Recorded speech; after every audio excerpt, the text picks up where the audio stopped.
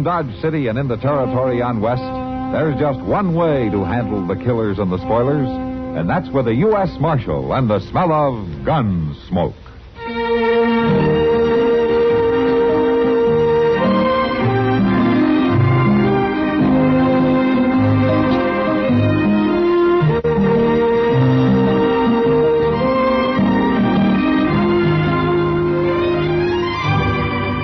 Gunsmoke, starring William Conrad. The story of the violence that moved west with young America.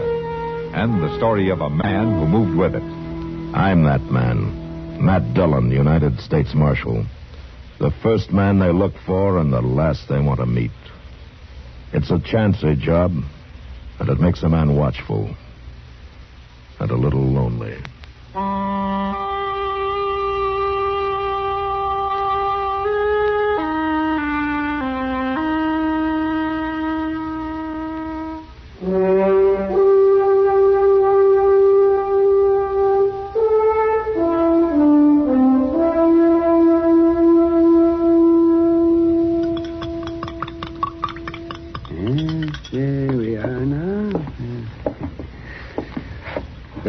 Go, Job.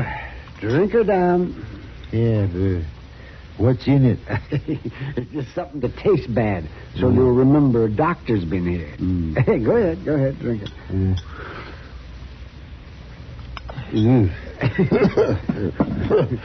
I remember you being here all right. Oh, I don't know why I keep coming by all the time either. You know, you don't need doctoring, Job. Stars William Conrad as Matt Dillon, U.S. Marshal. The music was composed and conducted by Rex This game a long time ago. But I'll be able to pay regular now that the boy is back.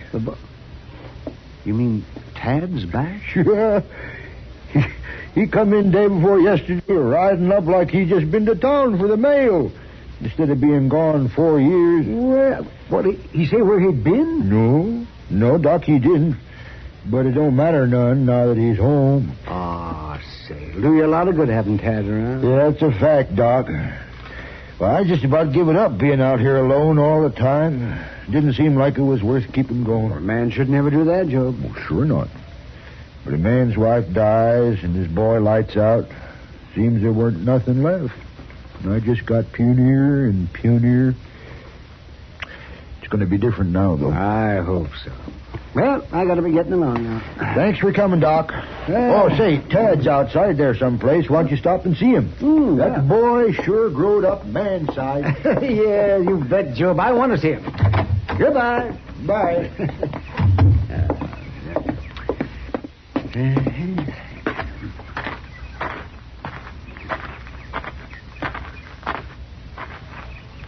Oh, you Tad? Yeah, I'm Tad.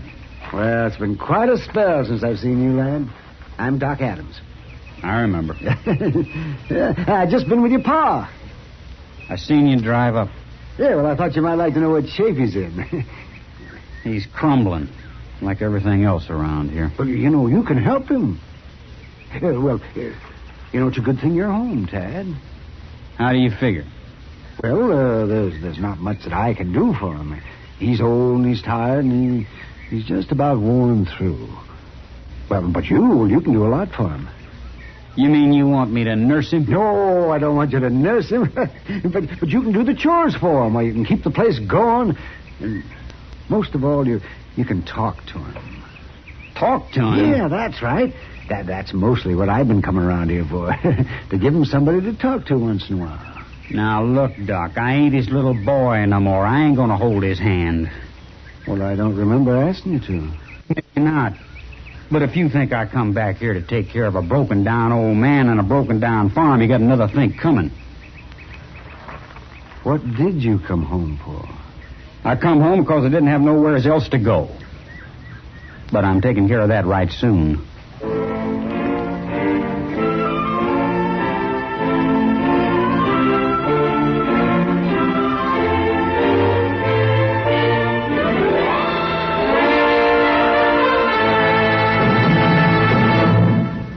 Another visit with Joe and Daphne Forsythe.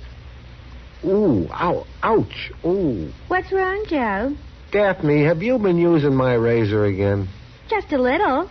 I was peeling peaches. Oh, fine. Why didn't you change the blade?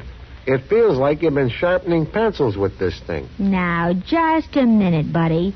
It was you who said we could use more economy around here. And I've been saving wherever I can. And by shaving the skin off the peaches... But look at my face. Think how the Red Cross could have used all this blood. It's your own fault. You and your economy. Well, being penny conscious isn't such a bad idea. Not if you use common sense. Take savings bonds, for instance. Here it comes. Go right ahead and scoff. But I got 8 million Americans who agree with me. We all buy savings bonds on the payroll saving plan because we know that investing in bonds is the best way to use our money. We could use some of that money around here. Well, maybe, or maybe we just think we can. When we buy bonds, we guarantee we'll have the money in the future, when we'll certainly need it more. Stop waving that razor. You're splattering me with soap.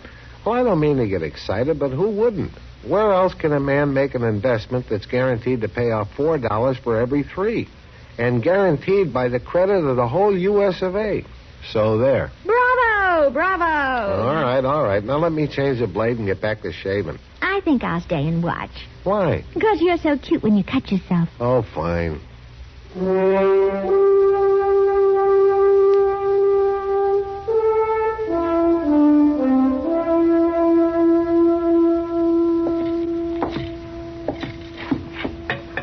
Have some coffee, Doc? Might make you feel better.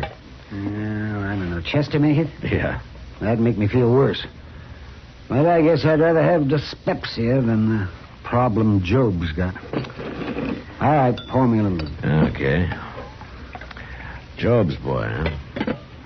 You know, as I remember him, he wasn't worth much as a kid. Well, he's grown up the same way. I tell you, Matt, that boy's as worthless as they come. It's too bad his 4 years away didn't do him any good. He's just bigger and meaner, that's all. Hello, Chester. Chester. Well, what's the matter with you two? Doc just had some of your coffee. That always makes a man pretty sober. Oh, no, Mr. Dillon, it ain't that bad. Well, that was a fresh egg I used in it this time. Matter of fact, it wasn't as bad as usual, Chester. Well, now, Doc, I'm glad. Doc's just been telling me about seeing old Job this morning. Say, don't he have a boy named Tad? That's right. It's about all he has got. Well, it's a shame. No? What do you mean? I've been watching him down at the Long Branch this evening. You mean he's there now? He was when I left. And I must say, Mr. Dillon, he don't look to me like he's going to be much comfort to his pa. Is he causing trouble?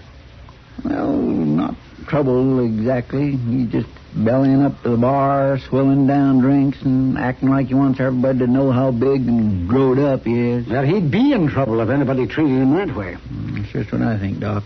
And some of the boys are rounding him up pretty good, too. Yeah. I think maybe I'll go down there. Want me to come with you, Mr. Dillon? Yeah, if you want to, Chester. I just want to reacquaint myself with Tad. It'll be no pleasure. I'm sort of curious to see just how big a man he really is.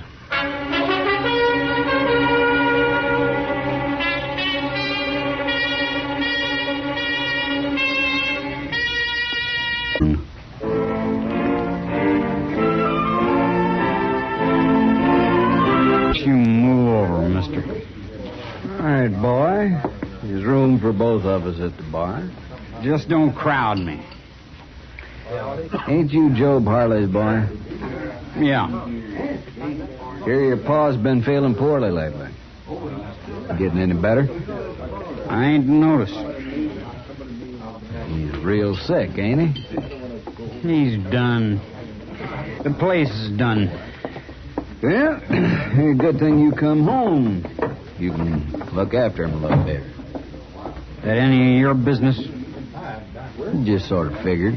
You can keep your figuring to yourself.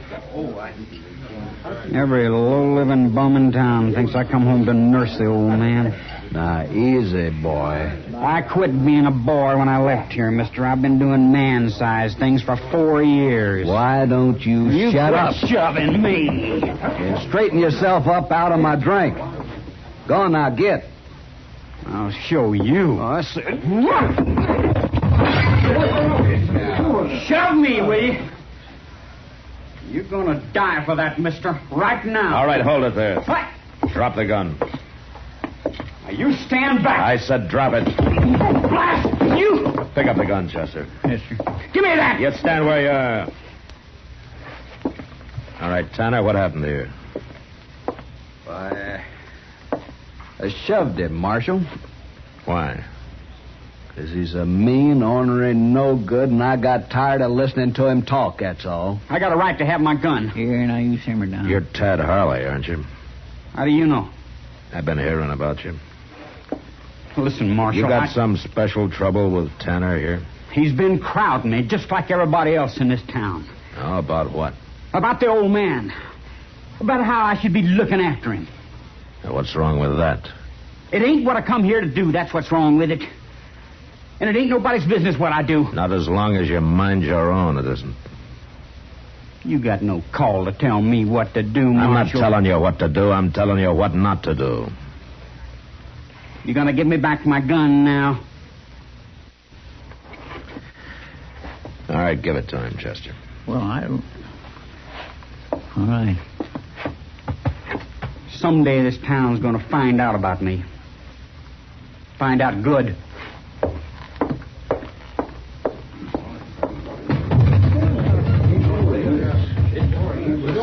Well, I sure am glad to see that one go. I swear he's been keeping this place stirred up ever since he come in this afternoon. Let's have us a beer, Mr. Dillon. All right, Chester. I'll be proud to buy. You will? Yes, sir. Well, good. Hey, Sam, a couple of beers, huh? 2 beers. You know, there's going to be more trouble from that boy, Mr. Dillon. Oh, I don't know, Chester. He could be just a loud, bragging kid. Or the badness could be full-grown in him. I don't know. Either way, it's mighty hard on poor old Job. Well, he's done nothing for 4 whole years, but just wait for the day his boy would come home. Well, he was better off waiting. I wonder when Job will find out this boy's no count. Well, Job's old and sick, but he's not blind, Chester. Yeah, but he don't deserve a disappointment like this. No, he doesn't. Job's a good man. I remember Miss Harley telling me one time she had 5 babies, and Tad was the only one that lived. That must be the exception to the rule. How's that, Mr. Dillon? Doesn't sound much like the survival of the fittest.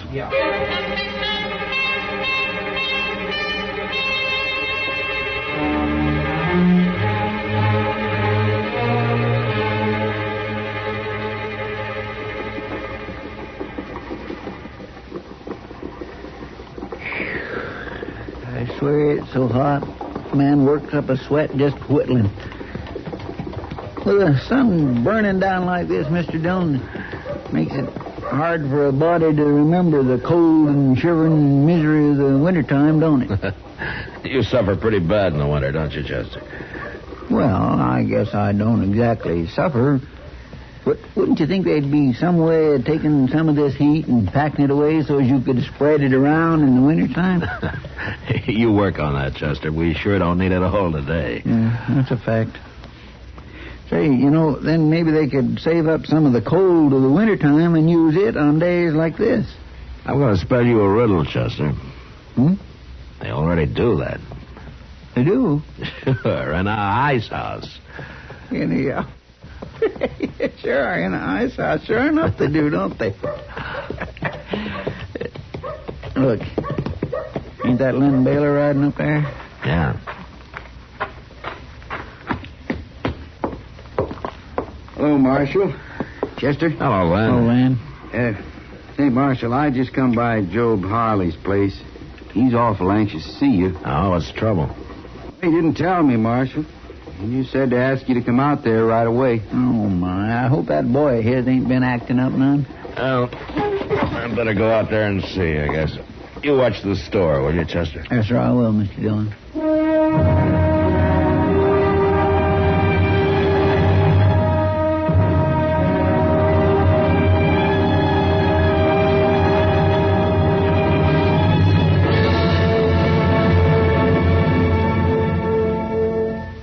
Another visit with Joe and Daphne Forsythe. Joe, Yeah, Daphne. look look at this story about savings bonds in the paper. Yeah, what about it? Do you think that's the best way to tell people about savings bonds? Why not? Look, see, it says here that savings bonds are a guaranteed investment. Right now, they pay off at the rate of $4 at maturity for every $3 invested. You're not convinced? Why not? No salesmanship. No salesmanship? What more do you need to know?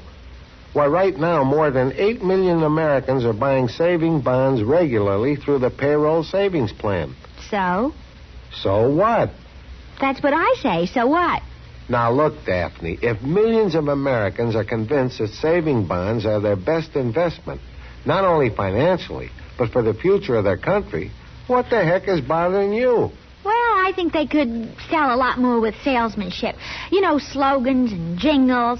Listen, if you're spending more and saving less, try a savings bond. Oh, boy. Or maybe savings bond pay good, like an investment should. Daphne.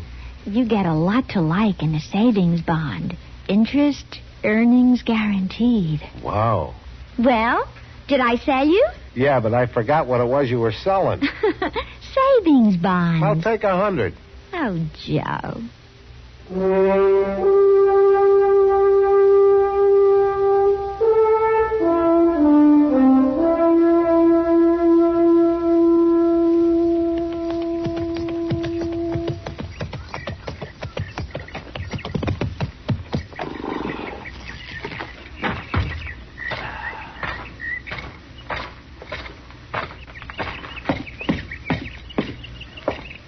Hey, Job.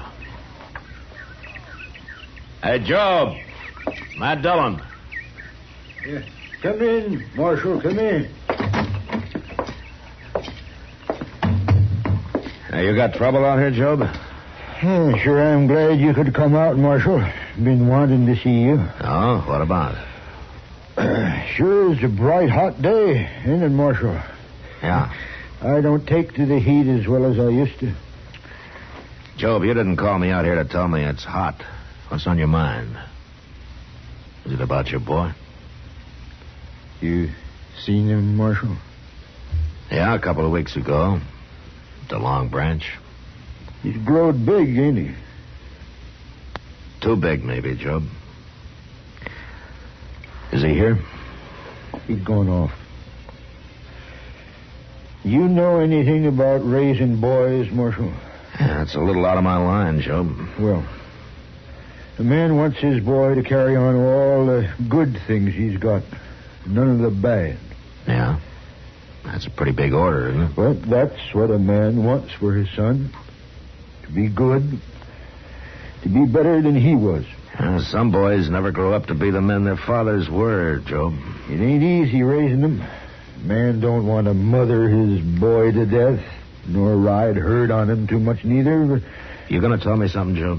What's a man to do when he finds his son has just picked up all the bad ways and none of the good? What's a man to do then, Marshal?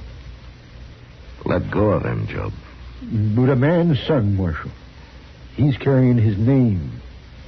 He can't let him carry it to perdition. He can't hurt your name, Job, only his own. That ain't true, Marshal. I ain't been much. The people I come from weren't much neither. But we always kept the name clean, Marshal. What's Tad done, Job? Where is he? A man don't expect his son to strike it rich, maybe, but he expects him to keep the name clean. Job, will you tell me? Well, tell you what, Marshal. Why did you call me out here? You just didn't want to talk about your boy, did you? Marshal, I always like to talk to you. You've always been a good friend. I am your friend, Joe, but you better start talking straight or I'm heading back to town. You're going to find out, Marshal. Mr. Dillon? What's Chester doing out here? Yeah, what's the matter? Mr. Dillon, there's just been a hold-up at the bank. What? Any shooting? Yes, sir, there was. Well, how many were there? Just one. He get away? No, sir, Mr. Harley, he didn't. Was he hurt? Worse than that. Mr. Dillon. Well, who was it? Well, he's dead, ain't he? Tad's dead. Tad? Was it Tad, Chester? Yes, sir, it was. I'm sorry, Job. It had to be. You don't seem surprised. No, Marshal. I've been seeing it coming. Ever since the boy come home. He was bad clear through, Marshal. He's robbed before. And killed, too. He told you that? He carried pieces out of newspapers around with him. Pieces there had been written about him. Well, he was proud of it, Marshal. Said it made him feel big. Well, some of them feel that way for a while. I couldn't talk him out of it. I couldn't hold him. But I could see it was stopped. You knew about today? I knew. Oh, why didn't you tell me about it? I figured you'd take his gun, maybe lock him up for a while. He had to be stopped for good, Marshal. And I might have done that if I'd been in Dodge, Joe. I know that, Marshal. But it would have gone hard with you to have to kill my boy. You're my friend, Marshal. That's why I seen to it you'd be here. And then I sent word to the bank that Tad was coming. Oh. You made a hard choice, Job. Well, it's like I told you, Marshal. Man has to keep his name clean.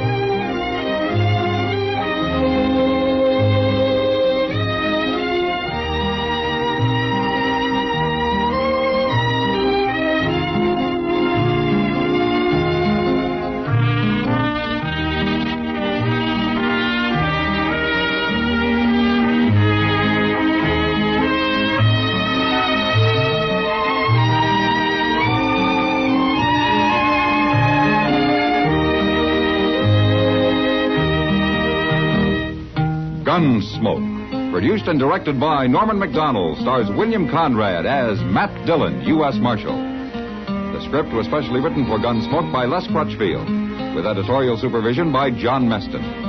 The music was composed and conducted by Rex Corey. Sound patterns were by Ray Kemper and Bill James. Featured in the cast were Parley Bear as Chester, Howard McNear as Doc, and Georgia Ellis as Kitty. George Walsh speaking. Join us again next week for another specially transcribed story on Gunsmoke.